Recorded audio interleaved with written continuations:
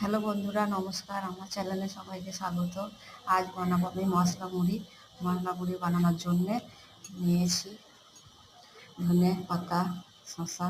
এই যে ধনে পাতা কুচিয়ে নিচ্ছি, ধনে পাতাগুলো কুচিয়ে নিয়ে এই যে শসা কেটে নিচ্ছি, শসাকে কুচি কুচি করে কেটে নিচ্ছি আমি। তারপর হচ্ছে কাঁচা লঙ্কা কুচি, পেঁয়াজ কেটে নিচ্ছি, পেঁয়াজ কেটে নিয়ে কুচি কুচি করে কেটে নিচ্ছি আমি পেঁয়াজগুলো। এই যে আমি একটা গেটার নিয়েছি, গেটারের মূল্য নিয়েছি আধখানা, ওটাও দিয়ে দেবো।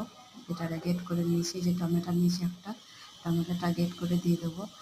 এই যে মুড়ি ঢেলে নিচ্ছি, এবার চামচে দিয়ে দিচ্ছি।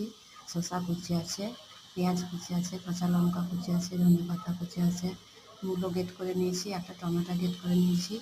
আর এখানে আছে সরষের তেল দিয়ে দিচ্ছি। এই মশলা মুড়িটা ভালো করে মাখিয়ে নিচ্ছি। আমাদের মশলা মুড়ি কেমন লেগেছে কমেন্ট করবেন, শেয়ার করবেন, আর বেশি করে লাইক করবেন। ভালো থাকবেন।